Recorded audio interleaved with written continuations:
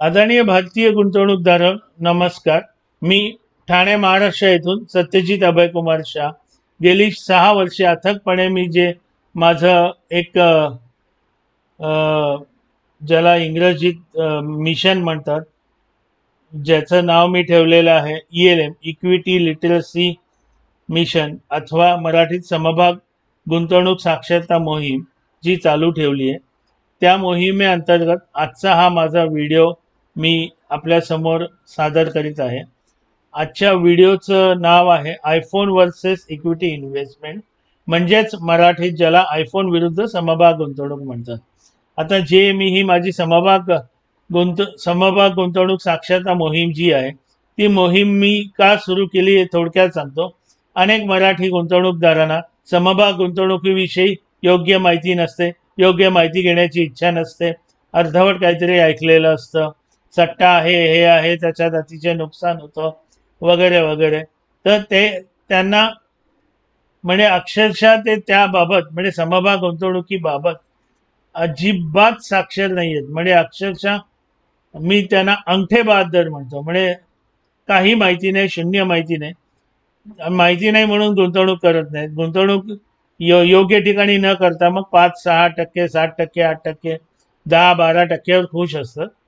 तर ते होऊ नये म्हणून मी हे जे सुरू केलेलं आहे ही मोहीम, त्या मोहिमेअंतर्गत आजचा विषय आहे आयफोन वर्सेस इक्विटी इन्व्हेस्टमेंट अथवा आयफोन विरुद्ध समभाग गुंतवणूक. आता हा विषयात हात घालण्यास अगोदर एक सांगतो.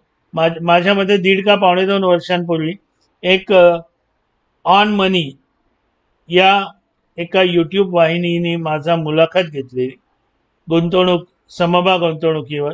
तर त्याचे भाग 1 आणि 2 माझ्या यूट्यूब वाहिनीवर आहेत आणि नसेल तर तुम्ही मला व्हॉट्सअप करू शकता.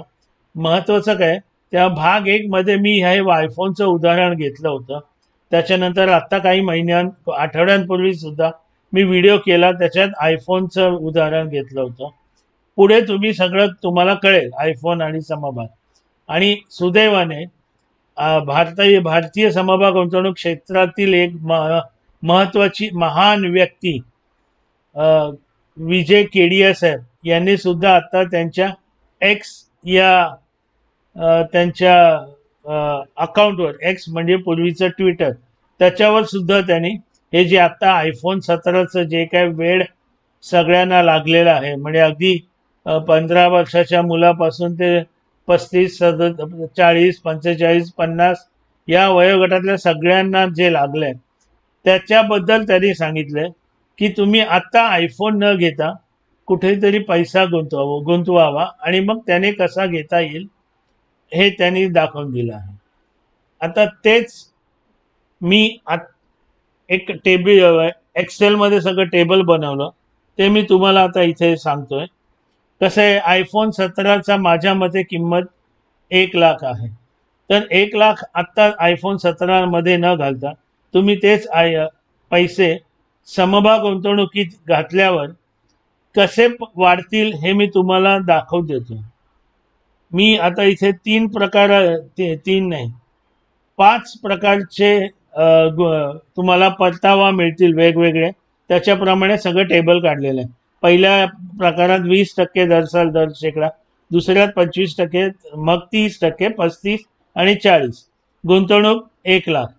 20% मध्ये पहिल्या वर्षानंतर 1.2 लाख होत आहेत आणि 2 लाख 4 वर्षानंतर होत आहेत आणि 2.5 लाख 6 वर्षानंतर होत आहेत. 25% प्रमाणे 1 वर्षानंतर 1.25 लाख, त्याच्यानंतर 3 वर्षानंतर 1.95 लाख आणि 6 वर्षानंतर 3.81. तसंच 30% 1 वर्षानंतर 1.3 लाख, त्याच्यानंतर 3 वर्षानंतर 2.2 लाख आणि 6 वर्षानंतर 4.8. आता 35% प्रमाणे 1 वर्षानंतर 1.35 लाख, 3 वर्षानंतर 2.5 लाख, 6 वर्षानंतर 6 लाख.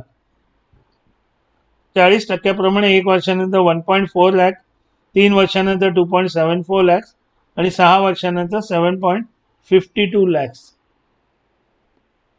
तेव्हा आदरणीय, वंदनीय, पूजनीय गुंतवणूकदारांनो, तुम्ही आता अतिशय करोडपती असाल आणि तुम्हाला पैसा कुठे उडवायचा आहे हा भला मोठा प्रश्न आहे तुमच्याकडे, तर तुम्ही आत्ताच आयफोन घ्या ना. एक काय दोन तीन घ्या. दर 2 तासाला वेगळा आयफोन वापरा. सोमवारी वेगळा, मंगळवारी वेगळा, बुधवारी वेगळा, दिवसा वेगळा, रात्री वेगळा, तसं करू शकता. पण माझ्यासारख्या सामान्य माणसाला आणि ज्याने घामाचा पैसा कमवला त्याला हे शक्य होत नाही. पण ह्याच्यातून कसा मार्ग काढायचा हे मी माझ्या मुलालाही शिकवलंय आणि अनेक जणांनाही सांगितलं. आता आपल्या समोर पुन्हा सादर करतोय. तुम्ही तो 1,20,00,000 गुंतवला तरी तुम्हाला 4 वर्षानंतर 2 लाख होतात. त्यातलं 1 लाख 1,15,00,000ला तेव्हा असेल आणि 2 लाखातून 1,15,00,000 गेले, 75,000 राहिले. ते 75,000 परत गुंतवा. शेवटी तुमचा पैसाही वाढेल, तुम्हाला आवड लागेल, तुम्हाला माहिती म्हणजे तुम्हाला स्वतः कळेल की कसे पैसे वाढतात. आयफोन पण झाला, तो पण ते पण झालं आणि तोपर्यंत iPhone 17 काय iPhone 21 येऊ दे, 20 येऊ दे, आपल्याला काय करायचंय. नाहीतरी ते दरवर्षी अक्षरशः दरवर्षी नवीन आयफोन काढतच असतात. तसंच जर आता 20% तुम्हाला सांगितलं, 25% तुम्ही तिसऱ्या वर्षानंतर तुमचे 1.95 होतात तेव्हा घ्या. असे करत करत जर तुम्ही 40% जर तुम्हाला गुंतवणुकीत परतावा मिळाला तर तुम्हाला दुसऱ्या वर्ष 40% मिळाला तर दुसऱ्या वर्षानंतरच तुम्ही आयफोन घेऊ शकता. काय वाईट आहे हो, हे सहज शक्य आहे. फक्त काय ना, केल्याने होत आहे, आधी केल्याची पाहिजे. पण आधी तुम्ही स्वतः केल्याची पाहिजे आणि तुम्हाला पैसे कमवायची जिद्द पाहिजे. असं ना की आपले परमपूज्य पिताश्री देत आहेत असं काही नाही. स्वतः कमवा हो, स्वतः कमवा. तुम्हाला पैशाची किंमत कळाली पाहिजे. फुकट मिळाला म्हणून आयफोन आणि मग फुकट मिळाला म्हणून मर्सिडीज, मग फुकट मिळाला म्हणून हे, मग मर्सिडीजमुळे फुकटचे अपघात करून मग सगळ्यांना त्रास देणं काय गरज आहे. स्वतः कमवायला शिका. तर हे सहज शक्य आहे. आणि ह्याच्या माझ्या या उदाहरणाला मला काय म्हणतात, विजय केडिया साहेबांनी पण हेच सांगितल्यावर मला आनंद झाला. म्हटलं आपण लोकांसमोर पुन्हा जाऊया. कारण आता कसं आहे, विजय केडिया साहेब म्हणाले त्याच्यामुळे त्यांचा एक थप्पा बसलाय. जे आयफोनच्या ऐवजी समभाग गुंतवणूक करा मग आयफोन घ्या. मग आता लोक काय, सत्यजित शहानी नाही ते त्याने सांगितलंच दिले यार, काय जाऊ दे. पण आता विजय केडिया साहेब म्हणाले आता मी मग आयफोन न घेता गुंतवणूक करतो आणि नंतर घेतो. मला चालेल, मला काय, मी नावासाठी काहीच करत नाही. कारण मला माहिती आहे भारत या देशात दुसऱ्याचं कौतुक करणं हे एक कमीपणाचं लक्षण मानलं जातं. असो, त्याच्यानंतर आणि तुम्ही म्हणाला रे 20% म्हणजे 20% मिळाले पाहिजेत. सर्वप्रथम हे लक्षात घ्या, असं दिसते की ते आता गेले 11-12 महिने जे काय समभाग मंडई अशी अथवा निर्देशांक असे जात होते ते हळूहळू दूर होत चाललंय. कारण आता अमेरिकेचे राष्ट्राध्यक्ष सगळं वापरून थकले आता भारताविरुद्ध.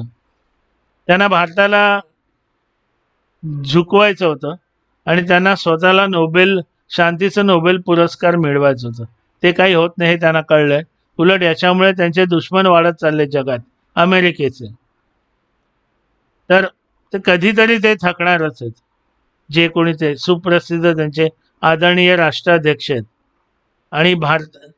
आणि आता अजून एक म्हणजे अमेरिकेत ह्याचे इंटरेस्ट रेट्स कमी झालेले आहेत. म्हणजे तिथले लोकांना तिथे गुंतवणूक करणं पेक्षा भारतासारख्या पुढे जाणाऱ्या वाढणाऱ्या देशात गुंतवणूक करणं योग्य ठरणार आहे.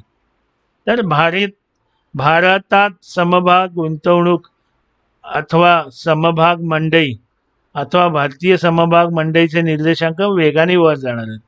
त्याच्यामुळे 20% आणि हे ॲव्हरेज आहेत. समजा ॲव्हरेज 20%, 25%, 40% मिळवणं काही कठीण नाही.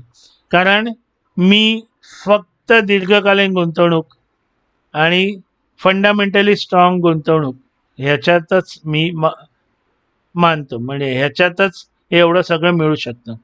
आणि दुसरं, मी अशा प्रकारचे समभाग शोधत असतो, शक्यतो स्मॉल कॅप, मिड कॅप, कारण स्मॉल कॅप पटकन मिड कॅपला येऊ शकतात, म्हणजे तेवढी वाढ त्यांची होते.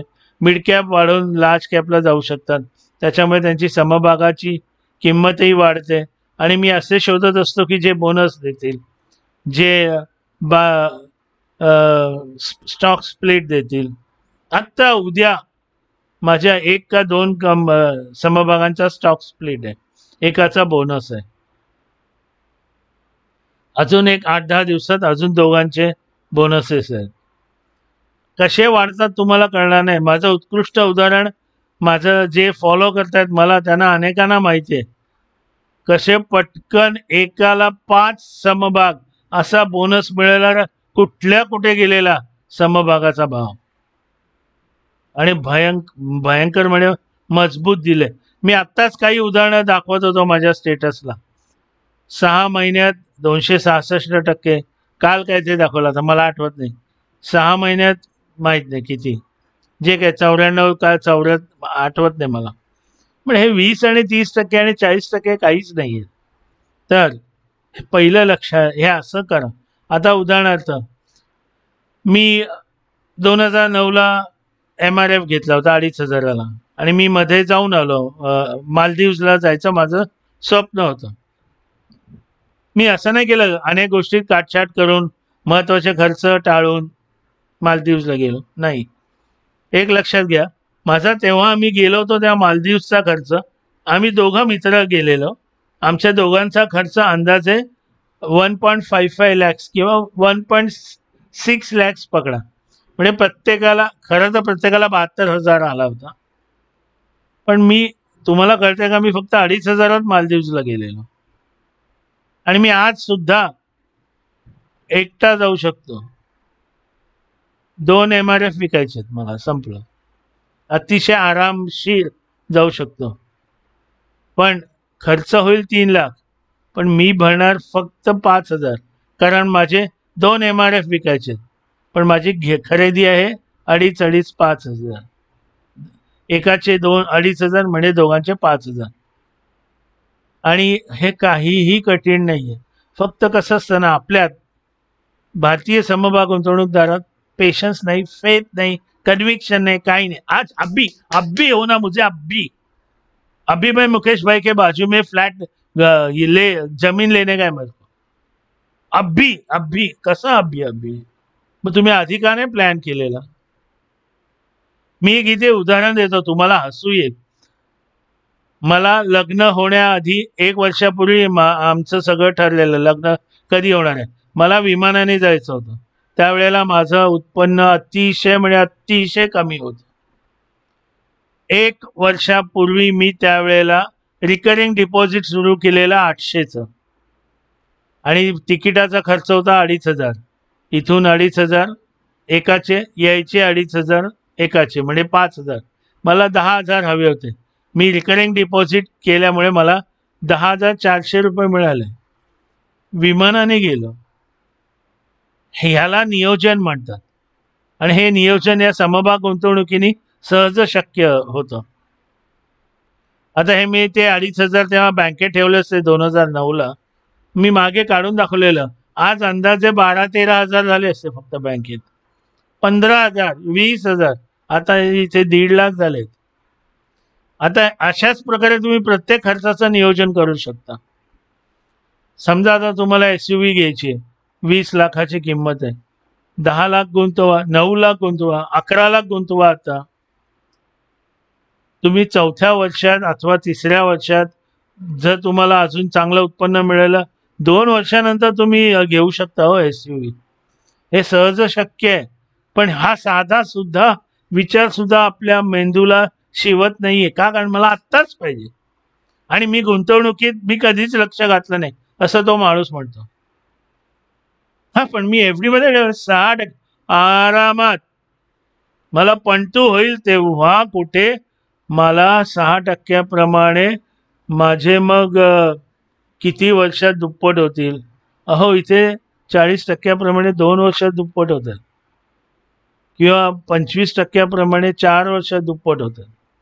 पूर्वीचे ते गेले दिवस 12% व्याज वगैरे वगैरे मिळत होते. तसं नाही राहिलंय आता.